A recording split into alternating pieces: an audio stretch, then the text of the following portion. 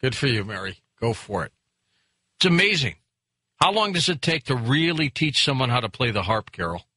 Oh. Long time, I guess. You know, it's a long time because it's such a hard instrument.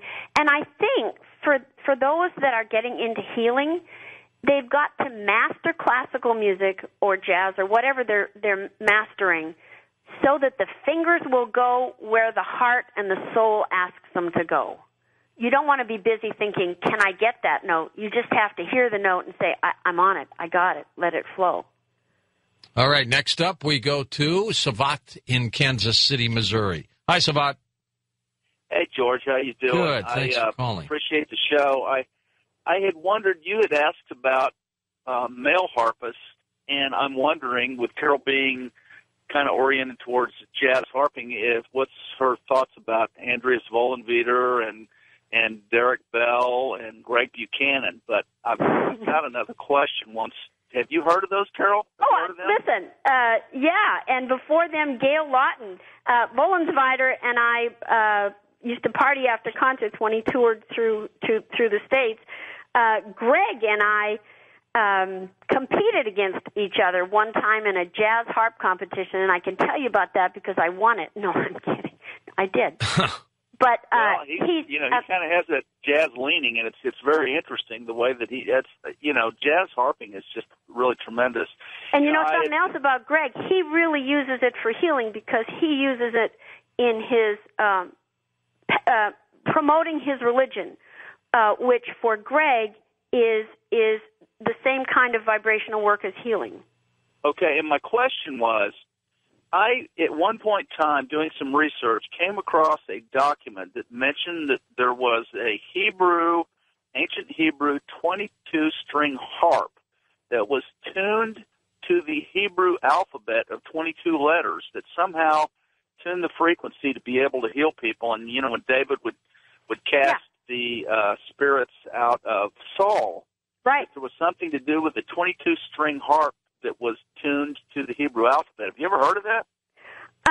You keep hearing references to early harps and people who played harp for healing, and I've never heard that specific one about the tuning, but it rings for me, if you don't mind the phrase.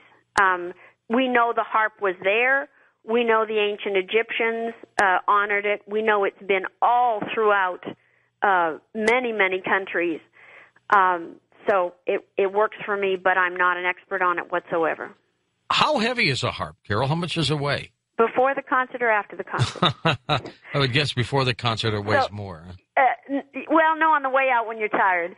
Bertha's about 110 pounds.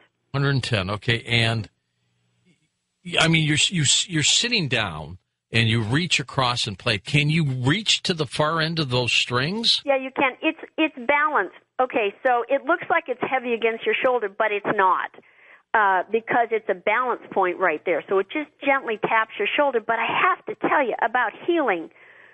We feel the vibrations, and I sometimes do healing workshops or concerts for the deaf, because they can put their hand on the board and they can feel that vibration. And so we're feeling the vibration on our shoulder for however many hours we practice a day, 4 or 6 hours. So, I mean, we just have the best life. If we're not positive, there's a real problem in the world. No, that's true. Okay, let's grab one more call before the break. We've got Angie in Laurel, Mississippi, first-time caller. Go ahead, Angie. Hi, Carol. I wanted to know if you could heal me over the phone. I'm going to answer two-sided. Number one, yes, it is possible. Healing distance can happen over the phone. It can happen just with energy. In a case like this call, which has so many different energies involved in it, it would not be the ideal situation because there's George's energy is so strong, and I feel your energy, but that's really a very personal expression when someone directs healing directly towards a person. Let me ask you, Carol, I mean, do you have events around the country, or should you have events around the country where people in L.A. can go, people in Mississippi can go, like Angie, and meet up with you, where maybe you have a room of 500 people? So, George, should we manifest that, dear? You can do that. I can do that. Yeah, talk to me next year. I think you should do that. Yeah, it's about to happen. I love it. Who the publisher of your book is Hay House, right? You bet. Okay, the best. they work on stuff like that. They could help you. And I'll tell them you told them to do that. Yeah, absolutely. I mean, so then you get people like Angie who really don't have an opportunity to get your healing, that they can go to one of these events. You're going to play a lot of songs, but you know what? It would be worth it, don't you think? Oh, absolutely. And it's the dream. Right now, one of the top healing spas in the world is called Miraval, and it's here in Tucson. And once a month, my co-partner and healer, Tejpal, and I do special 5-day events where people come and work with us for an hour. And the neat thing in that situation is I record their soul song as she's doing energy healing, so that as the person listens to the soul song, all the cells remember what was happening to the alignment of the cells. That's great. We're going to come back with final phone calls for you. Beyond Belief is our television program, internet-based, and you can watch it for free for 10 days. Take advantage of that. And while you're doing that, all the videos that are available, simply go to this website, beyondbelief.com, and sign up to watch the program, beyondbelief.com. And welcome back to Coast. This is our final segment with Carrol McLaughlin. And before we go back to Carrol, and a book, of course, is called Manifest Moment to Moment, I want you to hear a clip. This was from 1955.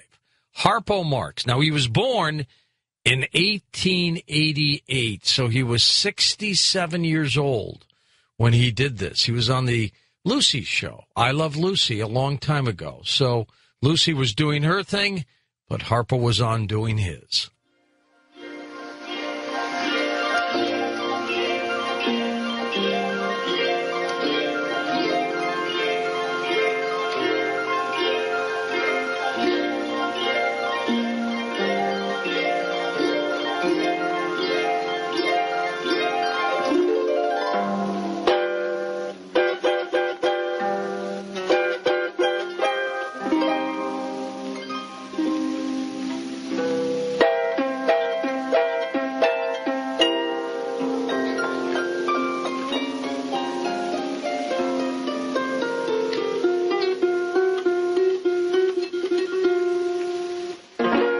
He was neat, Carol, wasn't he? He was fantastic. I mean, he was a great performer. All the brothers were, of course, but he had that special gift with what he did. And I was 5 years old when this was played, when he was doing this. He never talked, did he? Never. You know, there's a great story. He was offered. I mean, he knew how. He spoke beautifully, but never on camera. And he was offered by a beer company some extraordinary, at that time, amount of money, would be equivalent of $5 million now. I mean, a really ridiculous amount of money to just say on camera, to drink some beer and say, that's good. And he turned it down. He said, I cannot take in not to honor the trust that my audiences have given me. That took guts. Yeah. Nowadays, I think they'd grab the check, wouldn't they? Not Harpo. No, not Harpo. I don't believe it.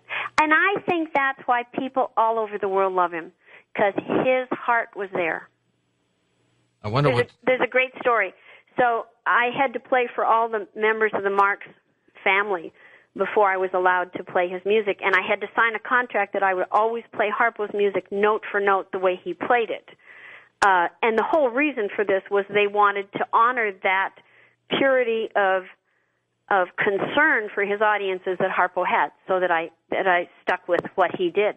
Now, you know, he made 4 commercials for the Labatt's Beer Company, but I guess he never talked. He never talked. Uh-huh.